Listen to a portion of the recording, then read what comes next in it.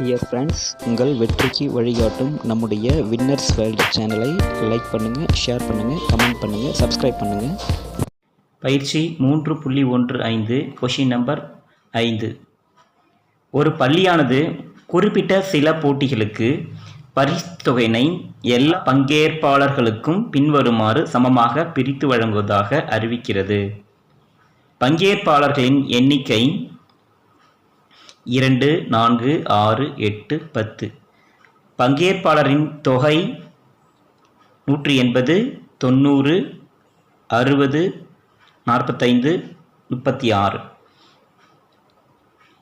இந்த கொஷினுக்கு 2 ரோமன் லெட்டரில் விடை கண்டுபிடிக்கணும் நம்ம.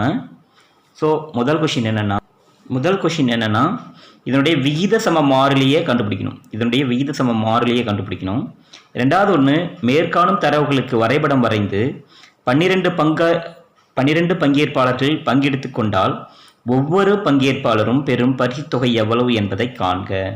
இப்போ இதில் கொஷின் என்னென்னா, ஒரு ஸ்கூலில் ஒரு போட்டி நடத்துகிறாங்க.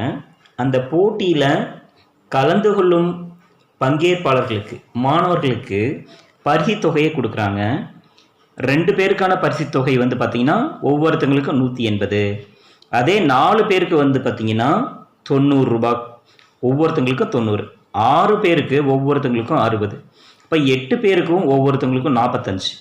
10 பேருக்கு ஒவ்வொருத்தங்களுக்கும் 36 ரூபாய் பிரித்து கொடுக்குறாங்க. ஸோ இங்கே பார்த்தீங்கன்னா இந்த மொத்தம் அதற்காக ஒதுக்கீடு செய்யப்பட்ட பரிசுத் தொகை எவ்வளோன்னு பார்த்தீங்கன்னா 2 பேருக்கு 180ன்னா அப்போ 2 × 180 360 ரூபாய் தான் பரிசுத் தொகை. அதை 2 பேருக்கு 180 ஆகும், 4 பேருக்கு 90 ஆகும், ஒவ்வொருவருக்கும் 90 ஆகும், 6 பேருக்கு ஒவ்வொருத்தவங்களுக்கும் 60, 8 பேருக்கு ஒவ்வொருத்தவங்களுக்கும் 45, 10 பேருக்கு ஒவ்வொருத்தவங்களுக்கும் 36 நம்ம அந்த பரிசுத் தொகையை பிரித்து கொடுக்குறோம். இப்போ விகித சம மாறிலியை காண்கன்னு கேட்டிருக்காங்க. இது நமக்கு பார்த்தாவே தெரியுது. இது என்ன மாறிலினா, இது என்ன மாறுபாடுனா, எக்ஸோடைய வேல்யூ அதிகரிச்சுட்டே போயிட்டு இருக்கு. எக்ஸோடைய வேல்யூ அதிகரிக்குது. ஸோ ஒய்யுடைய வேல்யூ குறையுது. 180, 90, 60, 45, 36ன்னு குறையுது. ஸோ எக்ஸ் வேல்யூ அதிகரிக்கும் போது ஒய் வேல்யூ குறையுது. அப்போ இது என்னன்னா எதிர் மாறுபாடு. ஸோ முதல்ல நமக்கு வினாவில் அட்டவணை கொடுத்திருந்தாலும் நாம் விடை எழுதும்போது இந்த அட்டவணையை எடுத்து எழுத வேண்டும். ஏன்னா தேர்வில் அட்டவணைக்கென்று 2 மதிப்பெண்கள் உண்டு. எனவே அட்டவணையை நாம் எடுத்து எழுதிக்கலாம். முதல்ல கொடுக்கப்பட்ட அட்டவணை எடுத்து எழுதிக்கிட்டோம். ஸோ இதில் இருந்து எக்ஸோடைய வேல்யூ அதிகரிச்சுட்டே போயிட்டு இருக்கும்போது ஒய்யுடைய வேல்யூ குறைஞ்சிக்கிட்டே போயிட்டு இருக்கு. அப்போ இது எதிர் மாறுபாடு. எதிர் மாறுபாடுனா இந்த 2 வேல்யூவும் பார்த்தீங்கன்னா மல்டிப்ளை பண்ணிங்கன்னா ஒரே அளவாக இருக்கும். 2 × 180, 4 × 90, 6 × 60, 8 × 45, 10 × 36 எல்லாத்தையும் மல்டிப்ளை பண்ணிங்கன்னா உங்களுக்கு கிடைக்கிது 360. அந்த மாறாத ஒரு மதிப்பு இருக்கு இல்லையா, அதுதான் விகித சம மாறிலி. K 360. அந்த 360 ரூபாய் பரிசுத் தொகை இருக்கு இல்லையா, அதுதான் இங்கே விகித சம மாறிலி. ஓகே, அப்போது நம்ம முதல் கேள்விக்கான விடை என்னன்னா விகித சம மாறிலி 360 என்பதை எழுதிட்டோம். அடுத்து 2வது கொஸ்டினுக்கான விடை என்னன்னா, 12 பங்கேற்பாளர்கள் பங்கெடுத்து கொண்டால் ஒவ்வொரு பங்கேற்பாளரும் பெரும் பரிசுத் தொகை என்னன்னு கேட்டிருக்காங்க. ஸோ இதற்கான விடையை நாம் கிராஃப்லேருந்து கண்டுபிடிக்கலாம். ஸோ 2வது வினாவிற்கான விடையை நம்ம கிராஃபில் கண்டுபிடிக்கலாம். ஸோ நமக்கு அட்டவணை எடுத்து எழுதிட்ட பிறகு இந்த அட்டவணைக்கான அளவு திட்டத்தை எடுத்து எழுதிக்கிட்டு அதன் பிறகு அதற்கான கிராஃபை நாம் வரைஞ்சிக்கலாம். ஸோ இந்த வரைபடத்துக்காக நாம் எடுத்துக்கூடிய அளவு திட்டம் என்னென்னா, எக்ஸ்எச்சில் 1 சென்டிமீட்டர் 1 அலகாகவும் ஒய்எச்சில் 1 சென்டிமீட்டர் 10 அலகாகவும் நம்ம இதுக்கான அளவு திட்டத்தை எடுத்து எழுதிக்கலாம். இந்த அளவு திட்டத்திலிருந்து இந்த அளவு திட்டத்துக்கு தகுந்த புள்ளிகளை நாம் இப்போ எக்ஸ் ஒய் அச்சில் குறிக்கலாம். எக்ஸ் அச்சில் பங்கேற்பாளர்களின் எண்ணிக்கையை நாம் எழுதிக்கிறோம். எக்ஸ் அச்சில் அது பார்த்திங்கன்னா அளவு திட்டத்தில் எடுத்த மாதிரி 1, 2, 3, 4 அப்படின்னு எழுதிக்கலாம். பங்கேற்பாளர்கள் எண்ணிக்கை எக்ஸ் அச்சில் எடுத்துக்கிறோம். அங்கே பங்கேற்பாளர்களுக்கான பரிசு தொகை இருக்கு இல்லையா, அதை ஒய் அச்சில் எடுத்துக்கலாம். அவர்களுக்கான பரிசு தொகையை நாம் ஒய் அச்சில் எடுத்துக்கிட்டு அது 10, 20, 30, 40ன்னு 10 அலகுகளை எடுத்து இந்த நம்பர்ஸை நாம் எழுதிக்கலாம். இப்போது அட்டவணையில் இருக்கக்கூடிய புள்ளிகள் ஒவ்வொரு புள்ளிகளாக நாம் இந்த கிராஃபில் குறிக்கலாம். ஃபஸ்ட்டில் எக்ஸ்ஹெச்சில் வந்து பார்த்திங்கன்னா 2ன்னு எடுத்துக்கிறோம். எக்ஸ்ஹெச்சில் 2ன்னு எடுத்துக்கிட்டு ஒய்ஹெச்சில் 180 அதுக்கு நேராக நம்ம வந்து குறிச்சிக்கலாம். ஸோ எக்ஸ்ஹெச்சில் அப்படியே 2க்கு நேராக போகும்போது 2க்கு நேராக பார்த்து எக்ஸ்ஹெச்சில் அப்படியே 2க்கு நேராக பார்த்துக்கிட்டே வந்து ஒய்ஹெச்சில் வந்து பார்த்திங்கன்னா 180 இதுக்கு நேராக அந்த புள்ளியை நம்ம குறிச்சிக்கிறோம். எக்ஸில் 2 ஒய்யில் 180 இந்த புள்ளியை குறிக்கிறோம். அடுத்ததாக எக்ஸ்ஹெச்சில் 4 எக்ஸ்ஹெச்சில் வந்து 4க்கு நேராக எடுத்துக்கிறோம்.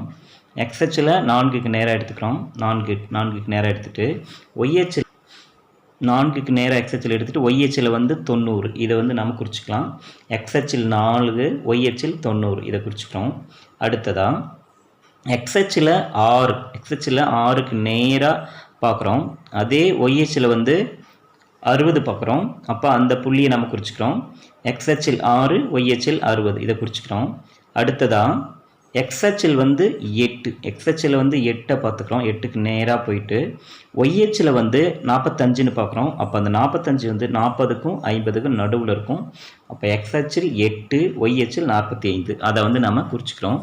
அடுத்ததான் கடைசியாக வந்து பார்த்திங்கன்னா எக்ஸ்ஹெச்சில் 10 எக்ஸ்ஹெச்சில் வந்து 10 எடுத்துக்கிறோம். ஒய்ஹெச்சில் வந்து பார்த்திங்கன்னா 36 எடுத்துக்கிறோம். எக்ஸ்ஹெச்சில் 10க்கு நேராக எடுத்துக்கிட்டு ஒய்ஹெச்சில் 30க்கும் 40க்கும் நடுவில் வந்து பார்த்திங்கன்னா 30க்கும் 40க்கு நடுவில் 35 இருக்கும். 35க்கு பக்கத்தில் முதல் கோடு வந்து 36. ஏன்னா இதில் 10 கோடுகள் ஒவ்வொன்றும் ஒரு புள்ளியை குறிக்குது. அப்போ 30க்கும் 40க்கு நடுவில் இருக்கக்கூடிய பாதியாக இருக்கிறது 35. 35க்கு மேலே இருக்கக்கூடிய முதல் கோடு 36. அப்போ நமக்கு வந்து 10 36 குறிச்சிக்கிறோம். இப்போ புள்ளிகளெல்லாம் குறிச்சிட்ட பிறகு அந்த புள்ளிகளை நம்ம அப்படியே வந்து ஒரு பரவளையமாக நம்ம வந்து இணைக்கிறோம்.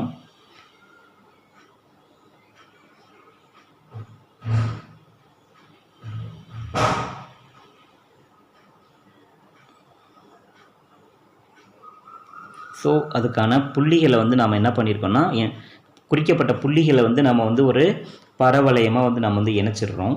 இணைச்சிட்ட பிறகு நமக்கு கேட்டிருக்கிற கேள்விக்கான விடையை இதில் நம்ம கண்டுபிடிக்கணும். பங்கேற்பாளர்களின் எண்ணிக்கை 12. பங்கேற்பாளர்களின் எண்ணிக்கை 12ன்னா பங்கேற்பாளர்களுக்கான பரிசு தொகை எவ்வளோன்னு பார்த்தீங்கன்னா 12க்கு நேராக அங்கே போனீங்கன்னா கரெக்டாக அந்த பரவளையத்தை தொடுகின்ற இடத்திலிருந்து இடது கைப்புறமாக ஒய்யை நோக்கி போனீங்கன்னா கரெக்டாக அந்த கோடு வந்து பார்த்திங்கன்னா ஒய்ஹெச்சில் 30க்கு நேராக கொண்டு போயிட்டு தொடும். ஸோ அதுதான் நமக்கு தேவையான ஆன்சர். அப்போது 12 பங்கேற்பாளர்கள் கலந்து கொண்டால் ஒவ்வொருவருக்குமான பரிசு தொகை வந்து பார்த்திங்கன்னா 30 ரூபாய் கிடைக்கும். அப்போ 12 × 30 வந்து பார்த்திங்கன்னா நமக்கு மாறாத அந்த விகித சம மாறிலி 360 கிடைக்குது. ஸோ இதுதான் நமக்கு தேவையான ஆன்சர். இதை எடுத்து நம்ம அட்டவணைக்கு கீழே இந்த ஆன்சரை நம்ம எழுதிக்கலாம்.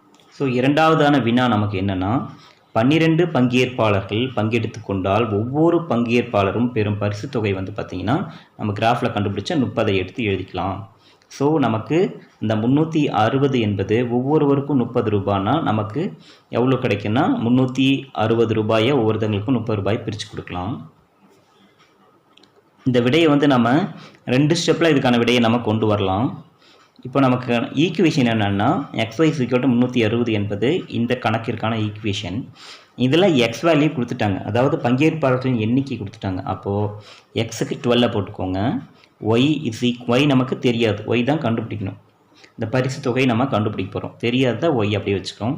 It's equal to 360.